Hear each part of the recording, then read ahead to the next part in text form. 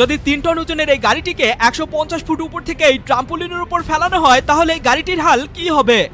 এবং এই মেশিনটি দ্বারা কেন বড় বড় বন জঙ্গল বা সবুজ পরিবেশ ধ্বংস করা হচ্ছে? আর 45 লক্ষ টাকা মূল্যের এই ব্যাগটিকে কিভাবে শুধুমাত্র এয়ার অর্থাৎ বাতাস দ্বারা তৈরি করা হয়েছে? এবং কেনই বা আমেরিকান আর্মিদের হাত পা বেঁধে পানির নিচে চুবিয়ে এমন ভয়ঙ্কর ট্রেনিং করানো হয়? তো আজব এই তথ্যগুলো জানতে হলে পুরো ভিডিওটি দেখুন। আর শুরু করার আগে ভিডিওটিতে একটি লাইক দিয়ে দিন। 1 2 3 কি দিয়েছেন তো? চলুন তাহলে শুরু করি। নাম্বার 10, মানুষরা পুরো জঙ্গলকে ধ্বংস করতে পারে এমন একটি মেশিন বানিয়েছে যেটা কিনা পুরো একটি জঙ্গলকে একদিনের মধ্যেই ধ্বংস করে দিতে পারে। আসলে এই প্রযুক্তিকে চেইন ব্রাশিং টেকনিক বলে, যেটাতে একটা বড় সড়ো মাপের লোহার চেন এবং এই চেনের মধ্যে লাগানো থাকে অনেকগুলো ধারালো ব্লেড। আর এই চেনটির দুই প্রান্ত দুইটা পাওয়ারফুল বুলডোজারের সাথে লাগানো থাকে। যখন এই বুলডোজার দুটি চলতে থাকে তখন এইভাবে জঙ্গলগুলোকে পুরো ধ্বংস করে দিতে থাকে। আর এই চেনের সামনে যত বড় বড় গাছই পড়ুক না কেন সেটাকে মুহূর্তের মধ্যেই ধ্বংস করে দিতে পারে। কিন্তু কেন এই মেশিনটি ব্যবহার করে এভাবে জঙ্গল বা গাছপালাগুলোকে ধ্বংস করা হচ্ছে? আসলে এই চেইন ব্রাশিং প্রযুক্তিটি এজন্যই বানানো হয়েছে যে পরিত্যক্ত জমি যেগুলোতে বিভিন্ন রকমের জঙ্গলি গাছপালা জন্মে জঙ্গলে পরিণত করেছে সেগুলো পরিষ্কার করে ফসলি জমি বের করা এবং বিল্ডিং বা বসতবাড়ি তৈরি করা। আর এই চেইন ব্রাশিং প্রযুক্তি ব্যবহারের কারণে কয়েকদিনের কাজ একদিনেই হয়ে যায়।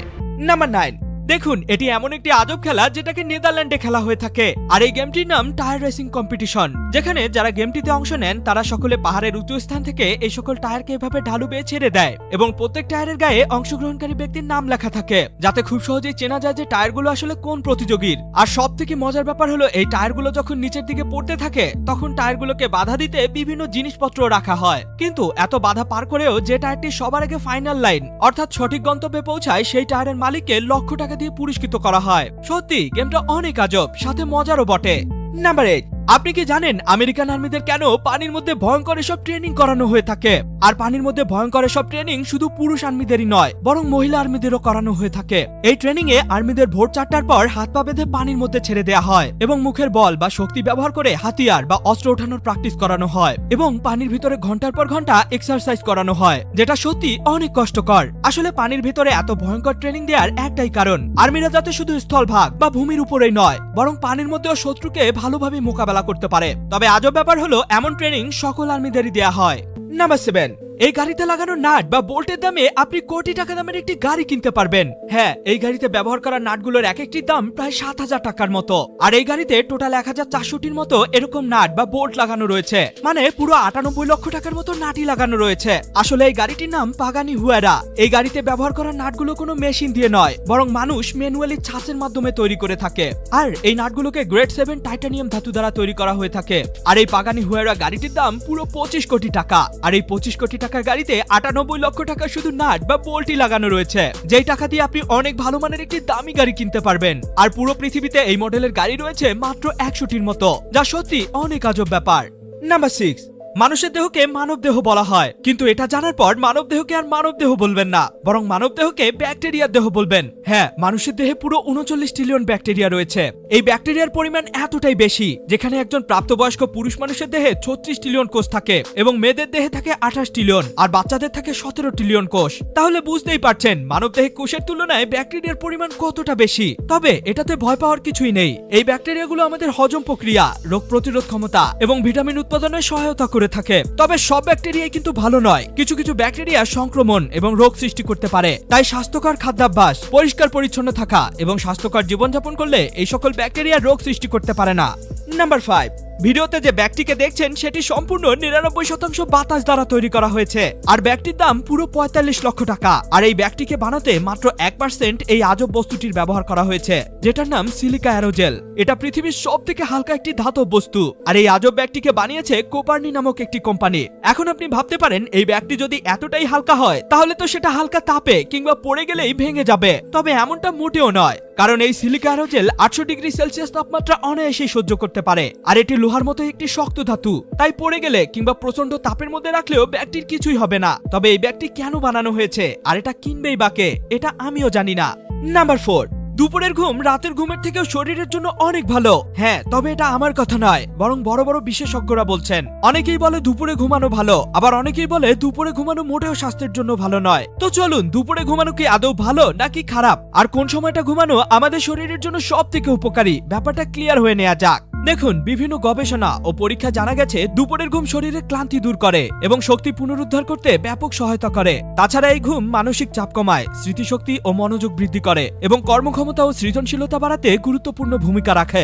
এখন তার মানে এই না যে দুপুরে ইচ্ছে মতো ঘুমাতে হবে। দুপুরের ঘুমের মধ্যেও কিছু নিয়ম কানুন রয়েছে, যেমন দুপুরের ঘুমের সময়কাল 15 থেকে 30 মিনিটের মতো হওয়া উচিত। সব থেকে ভালো হয় 10 থেকে 20 মিনিটের মতো একটি পাওয়ার ন্যাপ নেয়া, তবে এর থেকে বেশি ঘুমালে কিন্তু শরীরে অলসতা কাজ করবে। আর দুপুর 2টা থেকে 3টার মধ্যে এই ঘুম বা পাওয়ার ন্যাপ নেওয়ার সব থেকে উত্তম সময়। তো এই নিয়মগুলো মেনে দুপুরে ঘুমালে সব থেকে ভালো উপকার পাবেন।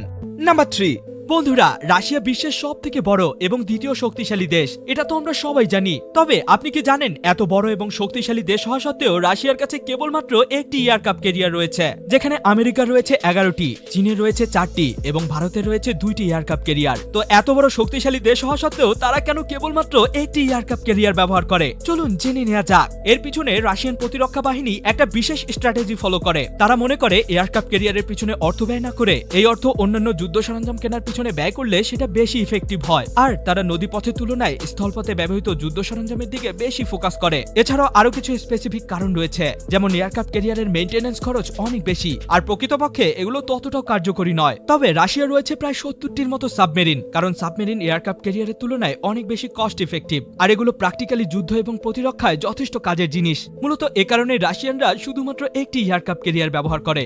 নাম্বার 2, পৃথিবীতে যত পরিমাণে পানি রয়েছে তার 60% পানি রয়েছে শুধুমাত্র অ্যান্টার্কটিকা মহাদেশে। হ্যাঁ, ব্যাপারটা অবিশ্বাস্য হলেও এটাই সত্য।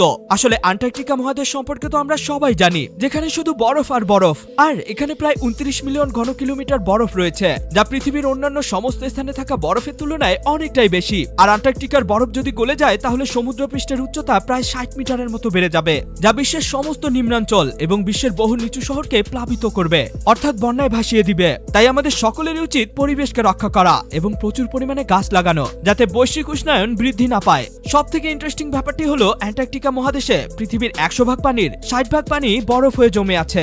নাম্বার 1, যদি একটি গাড়িকে 150 ফুট উঁচু থেকে একটি ট্রাম্পোলিনের উপর ফেলা হয় তাহলে গাড়ি এবং ট্রাম্পোলিনের হাল কি হবে? হ্যাঁ, বিভিন্ন পার্কে থাকে সেই ট্রাম্পোলিন যেটাতে বাচ্চারা এমন লাফালাফি করে। আর এই পরীক্ষাটি করার জন্য দীর্ঘ 6 মাস সময় ধরে বিশ্বের সব থেকে মজবুত এই ট্রাম্পোলিনটিকে বানানো হয়েছে। আর এটা বানানোর জন্য এ ধরনের কাপড় ব্যবহার করা হয়েছে। কাপড়গুলো এতটাই শক্ত যে এগুলোকে কাটাও অনেক কঠিন ব্যাপার। তো এখন এই ট্রাম্পোলিনটা কতটা মজবুত সেটা টেস্ট করার জন্য এর উপর 20টি তরমুজকে এভাবে অনেক উপর থেকে ফেলানো হয়, আর সবগুলো তরমুজই ফেটে চুরমার হয়ে যায়, কিন্তু ট্রাম্পোলিনের কিছুই হয় না।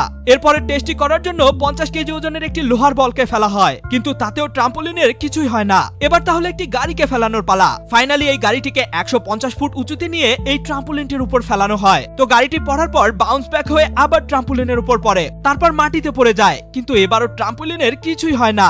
এ সকল তথ্যগুলো তো আপনি জেনেই গেলেন, কিন্তু আপনি কি জানেন আজ এই ভিডিওতে এমন একটি নোংরা এবং পাপি রেস্টুরেন্ট সম্পর্কে জানবো যেখানকার খাবারগুলো কোনো প্রকার প্লেটে নয়, বরং মেয়েদের বডি বা শরীরের উপর রেখে পরিবেশন করা হয়।